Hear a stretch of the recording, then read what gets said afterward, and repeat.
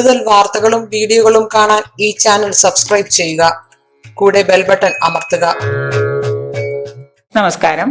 അവിട്ടം നക്ഷത്രക്കാർ തങ്ങളുടെ ഉയർച്ചയ്ക്ക് വേണ്ടി എന്തെല്ലാം ചെയ്യണമെന്ന് നോക്കാം. അവിട്ടം നക്ഷത്രക്കാര് ദേവത അഷ്ടവസുക്കളാണ് ഇവരുടെ ദേവതകള്.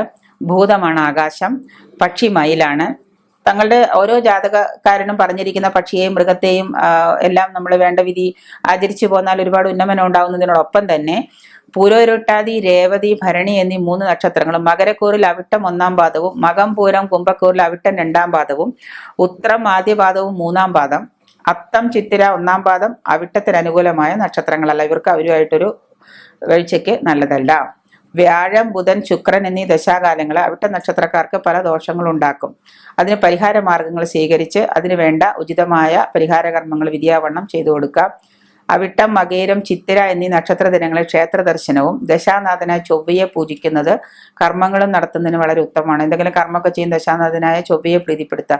ജാതകത്തിൽ ചൊവ്വ നക്ഷത്ര ഓജരാശിയിലെങ്കിൽ സുബ്രഹ്മണ്യനെയും, യുഗ്മരാശിയിലെങ്കിൽ ഭദ്രകാളിയെയും പതിവായിട്ട് ഉപാസിക്കുക. അങ്ങനെ പതിവായിട്ട് ഉപാസിക്കുന്നത് കൊണ്ട് പണ്ട് പറഞ്ഞിട്ടുള്ള പോലെ അത് നിങ്ങളുടെ ധന യോഗത്തിന് കൂടുതൽ ഫലം ഉളവാക്കുന്നതാണ്.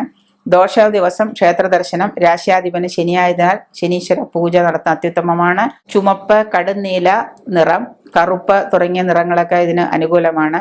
കേസുകൾ നടത്തുക, പ്രതികാര കർമ്മങ്ങൾ ചെയ്യുക, ഭവനം, പൂന്തോട്ടം എന്നിവ നിർമ്മിക്കുക, വാഹനത്തിൽ കയറുക, ഇവയൊക്കെ ഈ നക്ഷത്ര ദിവസം, ഈ അവിട്ടം നക്ഷത്ര ദിവസം ചെയ്താൽ നല്ലതാണ്. അവിട്ടം തവിട്ടിലും എന്നൊരു പഴഞ്ചൊല്ല് കൂടെയുണ്ട്. അതുകൊണ്ട് ഇങ്ങനെയുള്ള കർമ്മങ്ങളൊക്കെ ചെയ്താൽ അവിട്ടം നക്ഷത്രക്കാർക്ക് ഒരുപാട് ഗുണഫലങ്ങൾ ഉളവാകുന്നതാണ്.